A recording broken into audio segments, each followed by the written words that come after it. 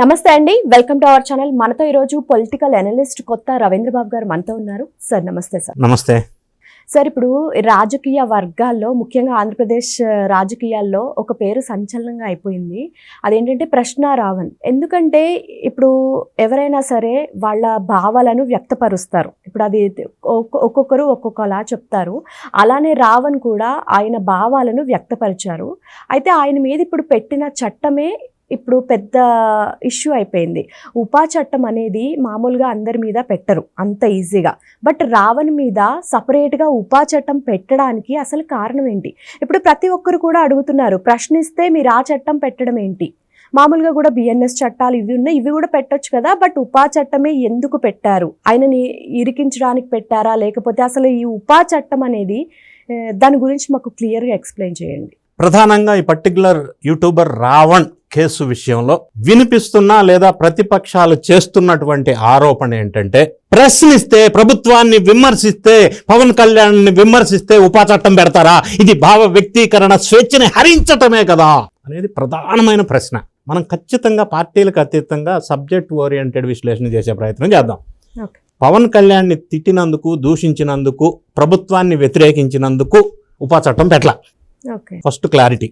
ఉపా చట్టం ఎందుకు పెట్టవలసి వచ్చింది, ఉపా చట్టం ఎందుకు అట్రాక్ట్ అవుతుంది అంటే ప్రధానమైన కారణాలు చెప్పవలసి వస్తే, దేశ సార్వభౌమత్వాన్ని విమర్శిస్తే, ద్వేషిస్తే, కులాల మధ్య మతాల మధ్య చిచ్చు పెడితే, మత విద్వేషాలను రెచ్చగొడితే, నిషేధిత సంస్థలకి చెందిన నోటోరియస్ ఉన్నటువంటి వ్యక్తుల్ని గ్లోరిఫై చేస్తే, అంటే ఫర్ ఎగ్జాంపుల్ నక్సలైట్స్ అనేది ఒక నిషేధిత సంస్థ, అందులో ఉన్న వ్యక్తుల్ని పొగిడితే, లేదా మన దేశాన్ని కించపరిచి ఇంకొక దేశాన్ని పొగిడితే, అంటే ఫర్ ఎగ్జాంపుల్ కొన్ని ఎగ్జాంపుల్ చెప్తా, ఇటువంటి వాటి అన్నిటి చేస్తే ఎవరి మీదైనా ఉపా చట్టం వర్తిస్తుంది.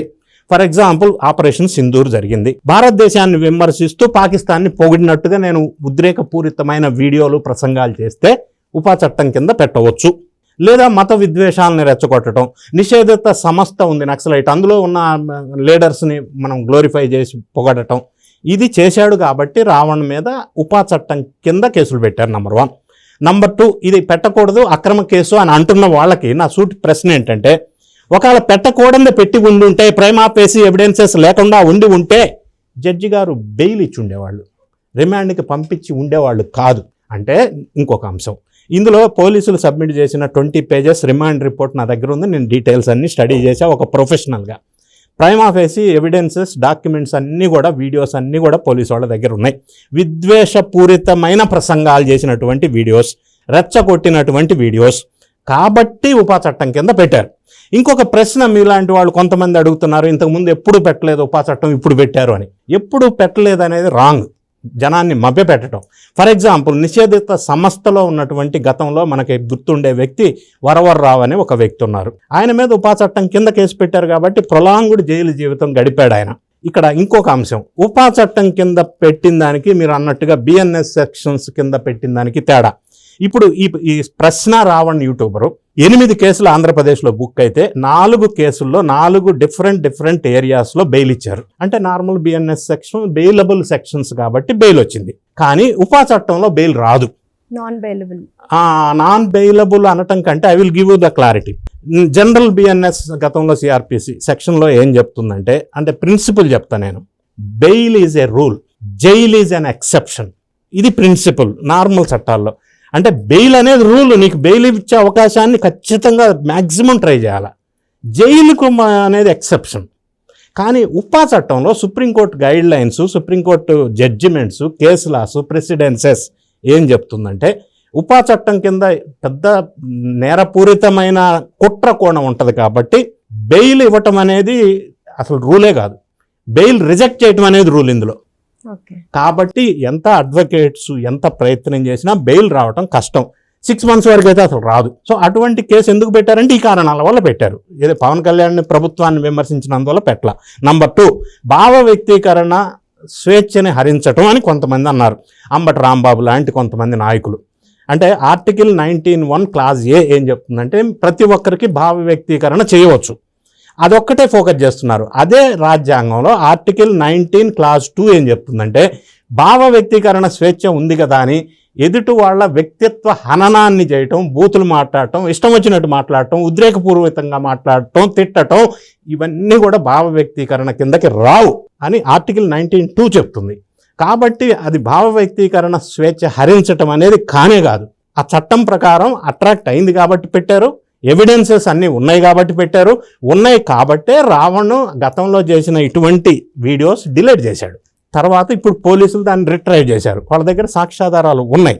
రెండవది, ఈ పర్టికులర్ ఛానల్కి ఎవరు ఫండింగ్ ఇస్తున్నారు అనేది కూడా ప్రైమా ఫేసి ఎవిడెన్సెస్ ఉన్నాయి. మూడవది, ఇటువంటి వాళ్ళ సంఘ విద్రోహ చర్యలు చేస్తున్న వాళ్ళకి మద్దతు ఇచ్చి సపోర్ట్ చేస్తున్న వాళ్ళు కూడా చట్టం కింద అరెస్ట్ చేయాల్సి వస్తుంది. ఇప్పుడు ఫర్ ఎగ్జాంపుల్ కొడాలి నాని గతంలో మరి మినిస్టర్గా చేసినటువంటి వ్యక్తి నిన్న ఒక దురుసుగా కొన్ని కామెంట్స్ చేశాడు. ఉప్మా చట్టం, ఇడ్లీ చట్టం అన్నాడు. ఒక ప్రజాప్రతినిధులు చట్టసభల్లో చట్టాలు చేసి చట్టాలను గౌరవించవలసిన ప్రజాప్రతినిధులు భారత రాజ్యాంగంలో చట్టంలో ఉన్నటువంటి ఉప్మా చట్టం, ఇడ్లీ చట్టం అని వెటకారం, హేళనగా, సర్కాస్టిక్గా మాట్లాడటం అనేది అఫెన్స్. దాని మీద కూడా కేసు బుక్ అయింది, అతన్ని కూడా అరెస్ట్ చేస్తారు. Prakash Raj next point. ఇదే కేసులో ఆయన కూడా ఉద్రేకపూర్వకంగా రావణ్ని సపోర్ట్ చేస్తూ కొన్ని వీడియో ఆడియో కాల్స్ దొరికినాయి. సో నెక్స్ట్ ఆయన మీద కూడా కేసు పెట్టే అవకాశం ఉంది. ఇక నిన్న విజయవాడలో జరిగిన రౌండ్ టేబుల్ కాన్ఫరెన్స్ పేరుతోటి కొంతమంది నాయకులు, కొంతమంది మేధావులుగా చెప్తున్నటువంటి వ్యక్తులు ప్రజల్లోకి వేరే రకంగా దీన్ని ప్రొజెక్ట్ చేస్తున్నారు. ఉపా చట్టం పెట్టడానికి వీలు లేదు అని. పెట్టడానికి లేకపోతే అసలు నిన్న ఆయనకి బెయిల్ వచ్చి ఉండేది కదా, రిమాండ్కి ఎందుకు పంపిస్తారు? అంటే ఎవిడెన్సెస్ ఉన్నాయి కాబట్టి రిమాండ్ ఇచ్చారు 14 days. మళ్ళీ బెయిల్ రావటం అనేది సాధ్యం కాదు. ఎందుకంటే ఈ కోర్టులో శిక్ష పడినా కూడా ఈ పర్టికులర్ సెక్షన్స్ కేసులో సెక్షన్ 13 అండ్ సెక్షన్ 39 ఆఫ్ ఉపా సెక్షన్ కింద పెట్టారు. సో ఒకవేళ జైలు విధించినా కూడా minimum 10 years and above jail పడే అవకాశం ఉంది. సో ఇంత కఠినంగా వ్యవహరించినప్పుడు కఠిన చట్టాలు పెట్టవలసిన అవసరం ఉంది కాబట్టి పెట్టారు. సో ఊరికే భావ వ్యక్తీకరణ స్వేచ్ఛ వల్ల ఇటువంటి జనంలో మిస్గైడ్ చేస్తున్నటువంటి కొంతమంది నాయకులు గుర్తించాల్సిన అవసరం ఉంది. ఓకే సార్, ఇప్పుడు ఈ శిక్ష పడితే ఎంత కఠినంగా ఉంటుందంటారు? 10 years లోపు అయితే పడదు, 10 years అండ్ అబౌవ్ శిక్ష పడుతుంది, కఠినమైన శిక్ష పడుతుంది. ఎందుకంటే ఇటువంటి కేసెస్ తీవ్రమైన కేసెస్, ఇవి నార్మల్ కేసెస్ కాదు. అందుకే బెయిల్ రాదు. సుప్రీంకోర్టు గైడ్ లైన్స్ అందుకే బెయిల్ ఇవ్వటం అనేది ఇక్కడ రూల్ కాదు, ఇవ్వకపోవటమే రూల్ ఇక్కడ. అందుకని ఇది అట్రాక్ట్ అయింది, దానికి ఎవిడెన్స్ ఉంది. రిమాండ్ రిపోర్ట్లో నేను స్టడీ చేశాను, అన్ని ఎవిడెన్సెస్ ఉన్నాయి. కాబట్టి ఇందులో తప్పు ఎక్కడుంది? Where went wrong? అసలు ఇటువంటి వాళ్ళని సపోర్ట్ చేస్తున్న వాళ్ళది కదా తప్పు, ఫండింగ్ ఇస్తున్న వాళ్ళది కదా తప్పు. మరి జగన్ రెడ్డి గారు దీన్ని ముందు రాజకీయం చేయాలని, రాజకీయ లబ్ధి పొందాలని చూశారు. ఫస్ట్లో ఈయన చౌదరి అని క్యాస్ట్ బయటికి తీసుకొచ్చారు. నిందితులకి క్యాస్ట్కి, వృత్తికి, ప్రొఫెషన్కి సంబంధం ఏంటి? ఎందుకు క్యాస్ట్ తీసుకొస్తున్నారు? నిందితుల విషయంలో ప్రతిసారి అరెస్ట్ చేస్తే కులం, మతం, పార్టీ ఎందుకు వస్తుంది? రాకూడదు. తీసుకొచ్చారు, అది అబద్ధం అని తేలింది. వాళ్ళ భార్య రెడ్డి అన్నారు, అదే అబద్ధం అని తేలింది. రావణ్ తండ్రి పేరు డానియల్. సో లేని విషయాన్ని, అబద్ధాన్ని ప్రచారం తీసుకురావటం, చట్టాలని చులకనగా మాట్లాడటం, ఇటువంటి అన్ని. మళ్ళీ ఇప్పుడు లేటెస్ట్గా పొన్నవోలు సుధాకర్ రెడ్డిని లీగల్ ఎయిడ్గా ప్రొవైడ్ చేశారు, వకాలతో తీసుకున్నారు. అంటే పొన్నవోలు సుధాకర్ రెడ్డిని ఎందుకు పెట్టారంటే రావణ్ని జైలుకు పంపించడానికి ఆయన పెట్టారు. ఆయన వాదించిన కేసుల్లో ఎవరికి ఇంతవరకు బెయిల్ రాదు కూడా, అది కానీ కావాలనే పెట్టారు. రెండో అంశం, వ్యూహాత్మకంగా డబుల్ గేమ్ ప్లే చేస్తుంది వైఎస్ఆర్సీపీ ఈ పర్టికులర్ విషయంలో.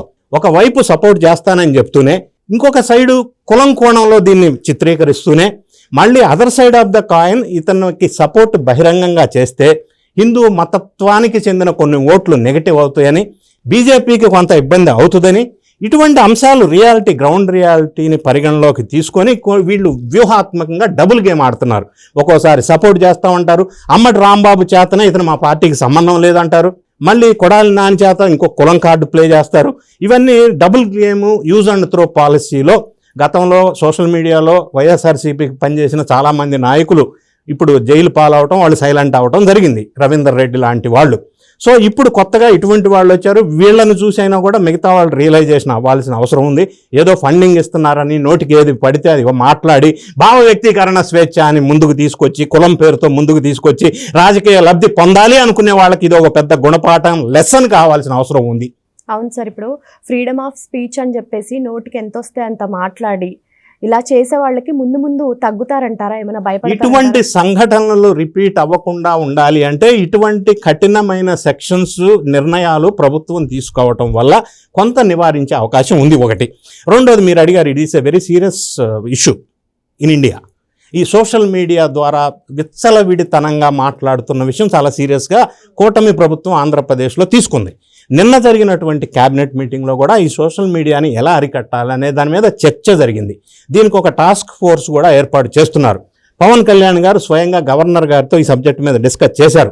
సెంట్రల్ లెవెల్లో కూడా గవర్నమెంట్ కూడా సోషల్ మీడియాని ఎలా అరికట్టాలనేది ఇప్పుడు ప్రస్తుతం చర్చ జరుగుతుంది. సో దీన్ని అరికట్టకుండా వదిలేస్తే ఎవడిష్టం వచ్చినట్టు ఎదుటి వాళ్ళ వ్యక్తిత్వ హననం చేస్తూ ఉంటే, విద్వేషాలు రెచ్చగొడుతుంటే శాంతి భద్రతల సమస్య తలెత్తే అవకాశం ఉంది. కాబట్టి దీన్ని ఎలా కంట్రోల్ చేయాలనేది ఎక్స్పర్ట్స్తో ఒక నిర్ణయం తీసుకోవాల్సిన అవసరం ఉంది అని కూటమి ప్రభుత్వం కూడా ఒక నిర్ణయం తీసుకున్నారు. మంచి జరుగుతుంది రాబోయే రోజుల్లో దీనివల్ల అని మనం ఆశించాలి. ఎందుకంటే అదుపు తప్పుతున్నటువంటి సోషల్ మీడియాకి. ఇక్కడ ఇంకొక అంశం కూడా ఉంది మీకు ఫర్ ఎవర్ ఇన్ఫర్మేషన్. ఈ ప్రెస్కి ఒక బోర్డు ఉంది, ప్రెస్ కౌన్సిల్ ఆఫ్ ఇండియా. అది కంట్రోలింగ్ ఉంది ప్రింటింగ్ మీడియాకి, సోషల్ మీడియాకి లేదు. కానీ దీనికి కూడా ఉండవలసిన అవసరం ఏర్పడే పరిస్థితులు ఇప్పుడు జరుగుతున్న చర్యల వల్ల మనకు అర్థమవుతుంది. మొబైల్ ఉంటే చాలు, ఇంట్లోంచి కూడా నచ్చినట్టు మాట్లాడొచ్చు. అది అరికట్టవలసిన బాధ్యత ఉంది. లేకపోతే శాంతి భద్రతల సమస్య తలెత్తే అవకాశం ఉంది. ఇది ఒక లెసన్ కావాలా మిగతా వాళ్ళకు కూడా అనేది నా అభిప్రాయం. Thank you sir. Thank you.